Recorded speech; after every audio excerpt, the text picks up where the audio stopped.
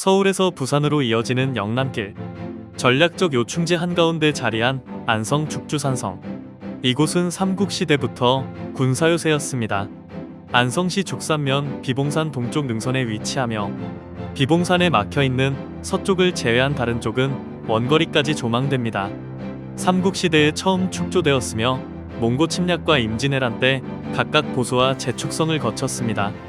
고려시대에는 죽주 또는 매성으로 불리며 몽고군과 치열한 전투가 벌어진 역사적 현장입니다.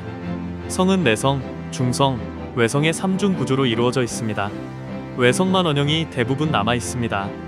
내성과 중성은 여러 차례 보수를 거쳤지만 중성 하부 구조에는 삼국시대 축성 흔적이 상당 부분 남아 있습니다. 성벽은 장방형 돌을 쌓아 바른 층쌓기 방식으로 견고하게 쌓았으며 둘레만 1322m입니다. 삼국시대 성곽 중에서도 규모가 큰 편으로 올라서면 성 밖 풍경이 한눈에 들어옵니다. 특히 흥미로운 점은 임진왜란 이후 외성 축성법의 흔적이 일부 남아있다는 것입니다. 성벽 경사와 남쪽 치성 일부에서 확인할 수 있으며 성 바깥에는 마른 도랑 흔적과 북문 근처 주춧돌과 기와 조각이 흩어져 있어 예전 건물이 어떤 모습이었을지 상상하게 합니다.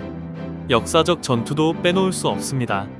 고려 고종 23년 몽고군이 죽주산성을 공격했으나 죽주방어별감 송문주 장군이 15일 동안 성을 지켜 승리하였습니다. 그는 이전 구주성 전투 경험을 바탕으로 몽고군의 공세를 예상하고 대비했습니다.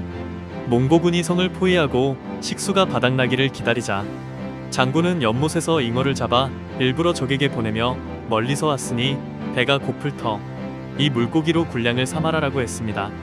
이에 놀란 적군은 퇴각했고 장군은 뒤를 따라가 공격하여 승리를 거두었습니다. 이에 백성들은 그를 신명이라 불렀습니다.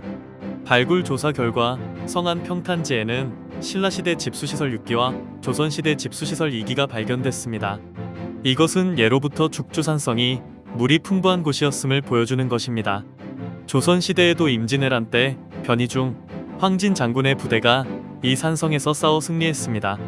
죽주산성은 삼국시대 초기 축조부터 고려, 조선시대에 이르기까지 여러 시대의 축성 기술과 군사 전략을 확인할 수 있는 중요한 유적입니다. 다양한 시대의 축성 흔적이 함께 남아있어 우리나라 성곽 기술사 연구에 귀중한 자료로 평가됩니다. 문화유산과 역사 전문 채널 푸르메였습니다.